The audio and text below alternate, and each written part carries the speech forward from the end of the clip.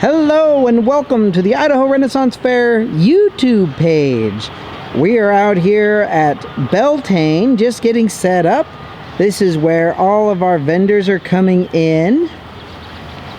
And we're just going to give you a nice gentle turn. We have our main stage set up over here. We're going to have a bunch of food vendors over there. And here is the beginning. We're a couple of hours in, so we have plenty to go still. But it's coming along, and it's starting to shape up. Look at our little lemonade truck. Gorgeous, gorgeous.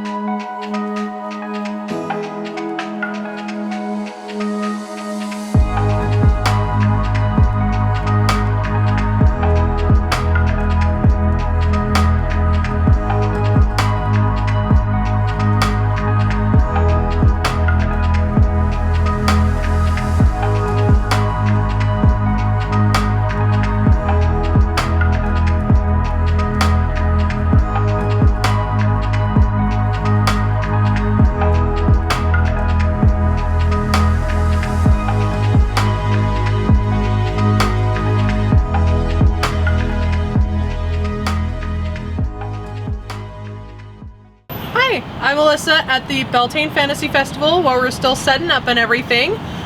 We're doing pretty good so far. We're keeping us hydrated and fed the best we can. We got some lovely donations from our 7 sons for Come help grab hard site stuff. One of the things is we have wooden axes. They are pure wood, so they're fantastic and they're beautifully balanced. We also have... That's more axes. Where did the... We have more axes. She took the 3D printed stuff. But we do have some 3D printed dragons and things like that. Let me look down here.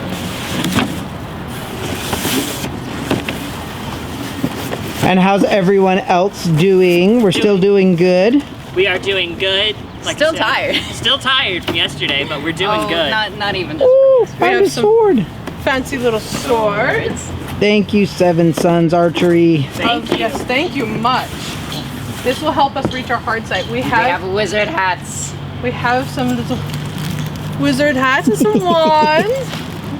And some very feathery things. I'm not even sure what these are. Boas. They look like boas.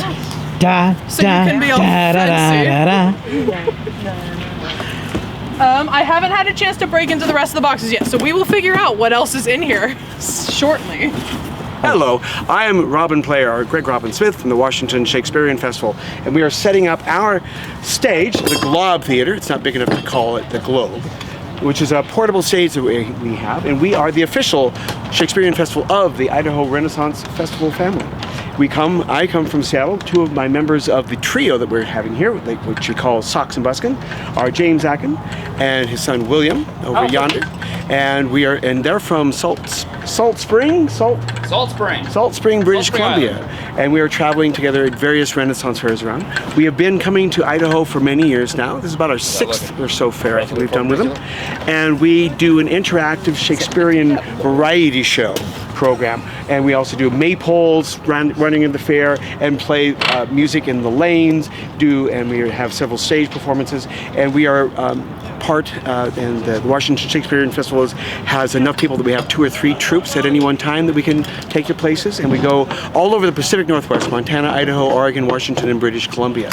And we're building our permanent site in the next few years up in the Skagit Valley of Washington, but we'll always tour because this is really where a lot of the fun is, and we're able to teach and share and perform for and perform with an audience all over here, all over this area.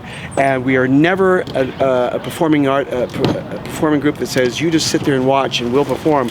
We always perform with an audience, never just for an audience. Hey guys, so it's about 2:30 And it has been a long, very warm day, but we're getting everybody squared away. Still feeling good? Still Feeling pretty good. Yep. A little more dehydrated than I wanted to be, but it's all gonna work out.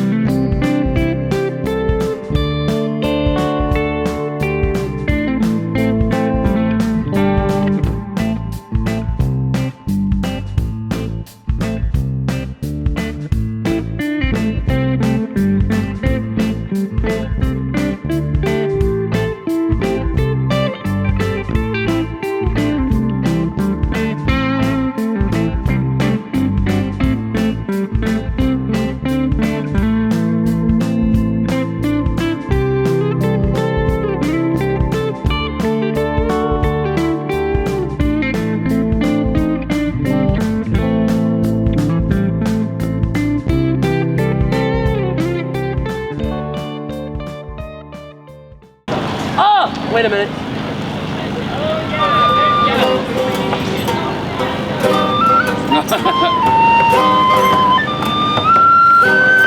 From Paris we get the brandy, from Martinique the rum, sweet red Cabernet from Italy that has come. But the fairest of them all, me boys, the one to beat the day, is made from apples up the mighty Saguenay. So follow me, lads, 'cause this ain't no grog, no rail. 1 pint down, you'll be swinging in the gale. 5 pints fully, you'll be shaking in your shoes. We're half seas over on the Jolly Rouge.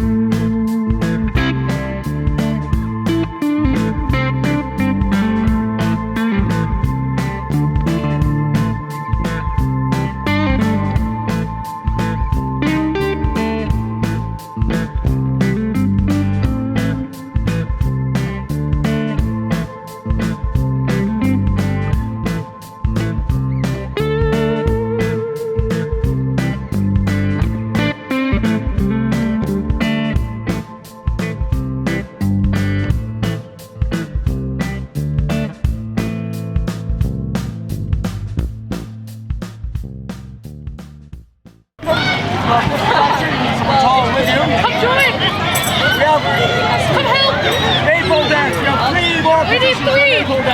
It's perfect amount. Take the round. Excellent. Now,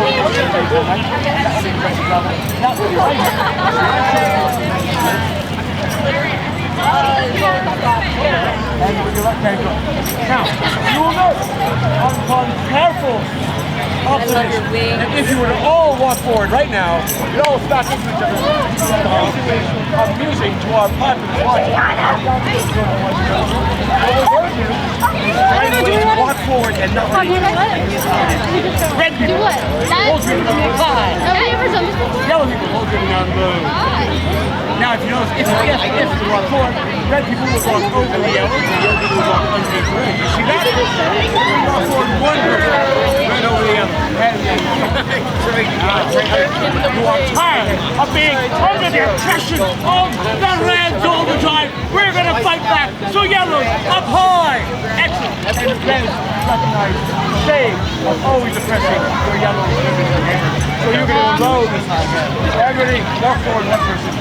Over the red.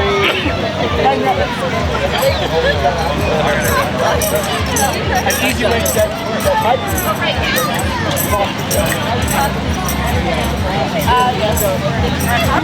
And now we're all enjoying democracy and equality. So huzzah! So reds up high. Reds over, yellow hands up. Again, yellow high, red low. Walk forward one person. This will be the pattern for the rest of your life. Now, you can say to yourself, red, repeat after me. Orange, over. Then on. Over. I'm not hearing you. Red, you're going to say, I'm going to walk over. Then under. Over. Then under. And yellows, you're going to go, I'm going to go under. Over. Over. Right. All of you watching, please clap along to the rhythm of the song. You're going to know that you're loving the fact that they're educating you. Because everybody can all ready, and go!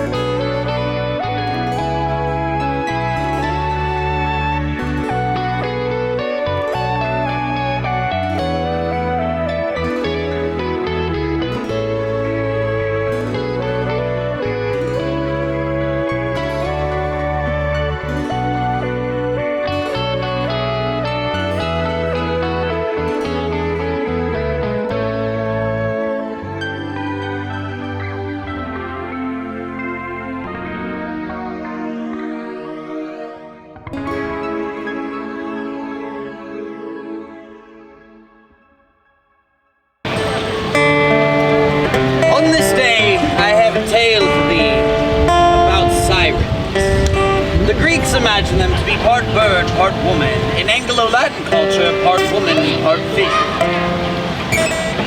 The top part woman, the bottom part. It's not important what they look like. What's important is their voices. Yes. Said to be so beautiful that they would lure sailors to a watery demise. Let us begin.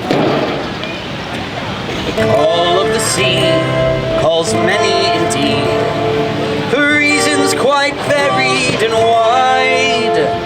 The seasick cabin boy pondered on this as he vomited over the side.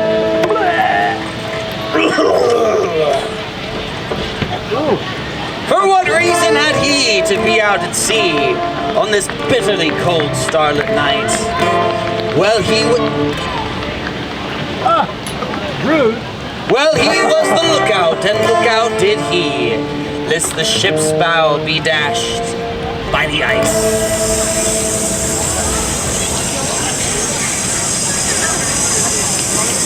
Still a young mind can wonder, and wonder it did, on money and women and beer, when a feminine voice emerged from the sea, and the song landed sweet on his ear.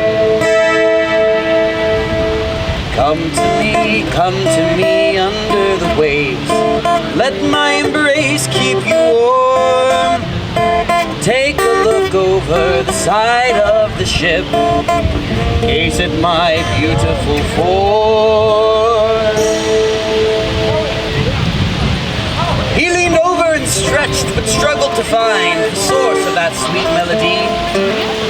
Still further he stretched as the ship's bow struck ice, and head first he fell into the sea. What is this? Bury the necromantis. Come to see the great ocean. Is it is that a sword in its hand? No. You dare duel me, beast? You haven't the mustard. Mustard? Oh, well, all right.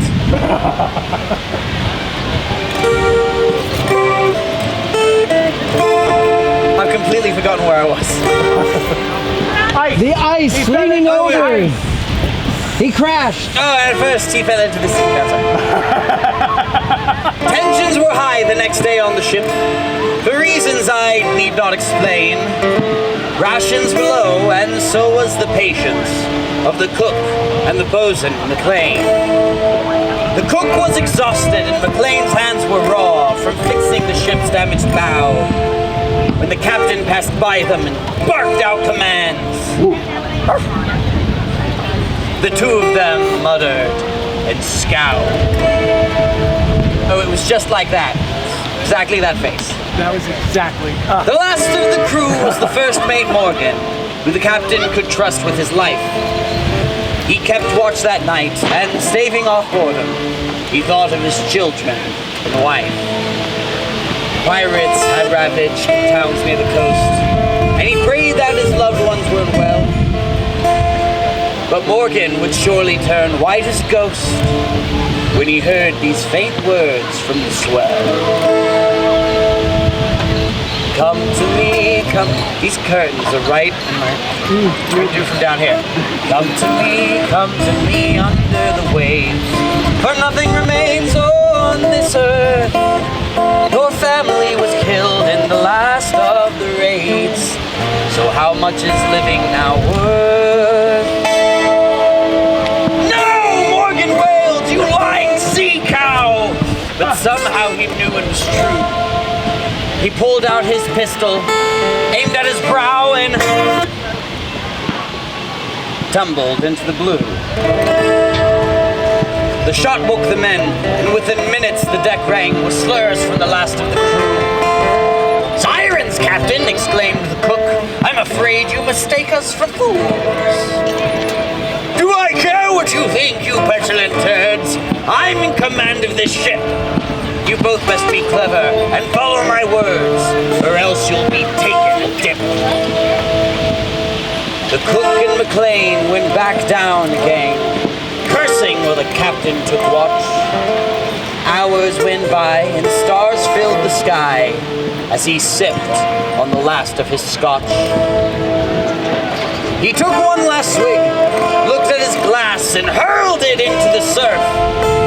He would need all his cunning, and he had to think fast when the sea answered back with a verse. Captain, your wit is as sharp as a knife. I can't convince you to part with your life, but grant me more verses, I'll tell you instead how before the sun rises, you will be dead. Minutes went by, and the captain was tense, biting down hard on his tongue. But he couldn't handle the fear and suspense. I grant you more verses, explain what you've sung. Silence.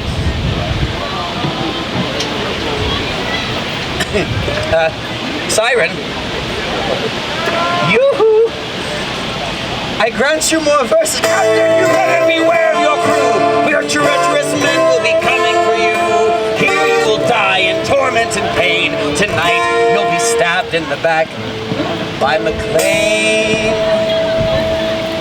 Well, the captain's mind raced. He could now understand. It was clear his men's hatred ran deep. Well, now that he knew, he concocted a plan. I'll drown the sick dogs in their sleep. Down in the cabin, a knocking was heard, and the startled cook suddenly woke. It's not very loud. The knocking got louder. He trembled, disturbed. It was coming from under the boat. He knelt on the ground upon hearing a voice and heard these faint words through the wood. Your captain is mad. He's heading for ice.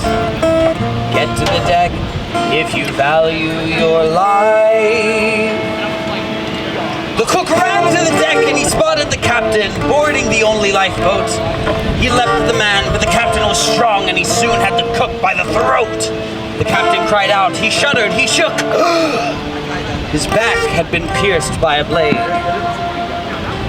He stumbled forward, keeping hold of the cook, and the two tumbled into the waves. McLean turned and rushed to the wheel of the ship, mere seconds before hitting the ice. But with blood on your hands, it's tricky to grip. And the ship and the lifeboat were sliced.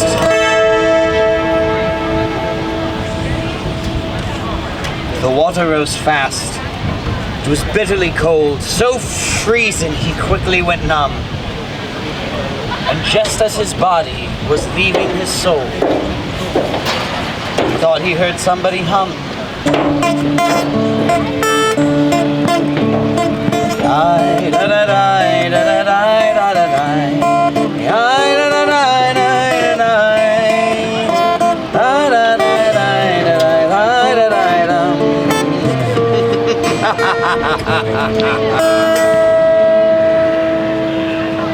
So remember this tale. There's a lesson in this for men who are foolish and young. If a maiden seems willing but smells like a fish, 'tis best if he don't take the plunge.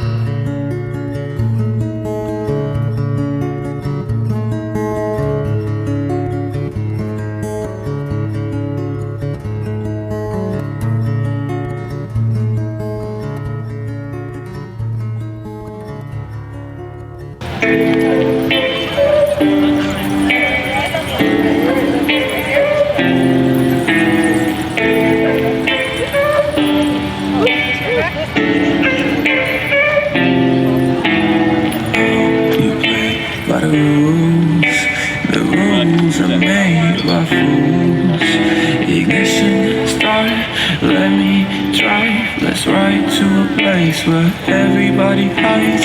Why you so complain? I give you them my pain. Isn't it enough? Why you don't love? How could you love someone above? Am I not enough?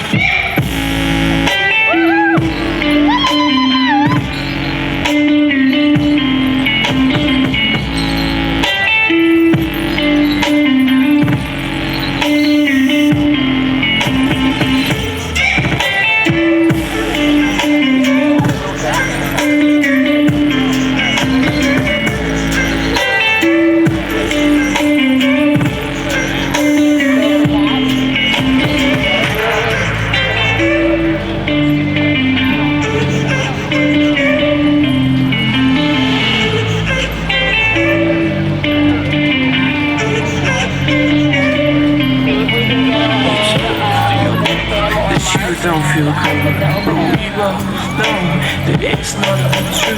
You make your stories, your lies I can't stand.